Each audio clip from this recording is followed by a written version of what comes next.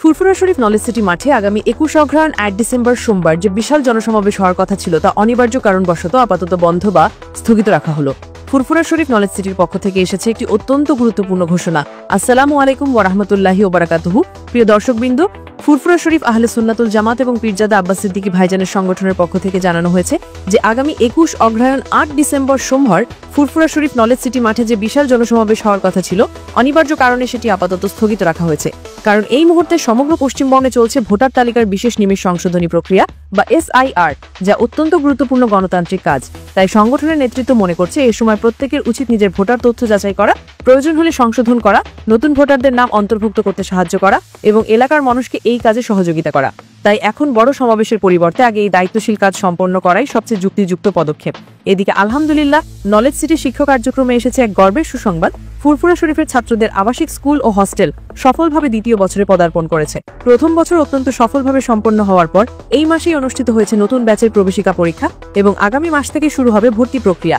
পাশাপাশি পড়াশোনার মান, ইসলামিক মূল্যবোধ, নৈতিক চরিত্র গঠন এবং আধুনিক শিক্ষার সমন্বয়ে শিক্ষার্থীদের সর্বাঙ্গীন বিকাশে বিশেষ গুরুত্ব দেওয়া হচ্ছে। এর সাথে সাথে এগিয়ে চলছে নলেজ সিটি তৃতীয় নতুন বিল্ডিং এর নির্মাণ কাজ।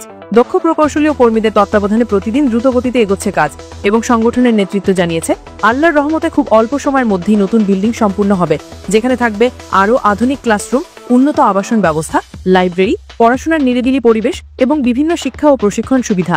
সবকিছুর মাঝেই এসেছে আরেকটি ঐতিহাসিক ঘোষণা। স্থগিত হওয়া সেই মহাসমাবেশটি অনুষ্ঠিত হবে নতুন বিল্ডিং এর উদ্বোধনের দিনেই, অর্থাৎ একদিনেই হবে দুটি বিশাল অনুষ্ঠান, নতুন ভবনের উদ্বোধন এবং হাজারো মানুষের উপস্থিতিতে নলেজ সিটির বিশাল জনসমাবেশ, যেখানে ঐক্য, শক্তি, সামাজিক কল্যাণ ও ভবিষ্যৎ পরিকল্পনা সম্পর্কে গুরুত্বপূর্ণ বার্তা ঘোষণা করা হবে।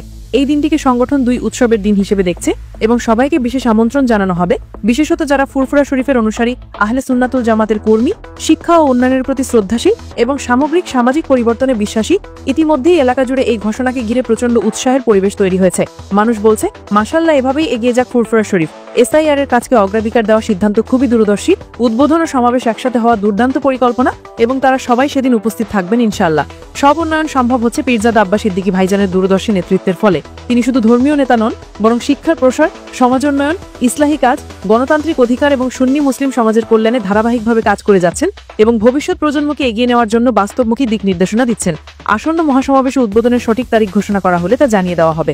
আর সবাইকে অনুরোধ করা হচ্ছে এই সময়ে SIR এর কাজে অংশগ্রহণ করতে, নিজের তথ্য যাচাই করতে, পরিবারের সদস্যদের সহায়তা করতে, নলেজ সিটির উন্নয়নের খবর ছড়িয়ে দিতে এবং আসন্ন ঐতিহাসিক দিনের জন্য প্রস্তুত থাকতে।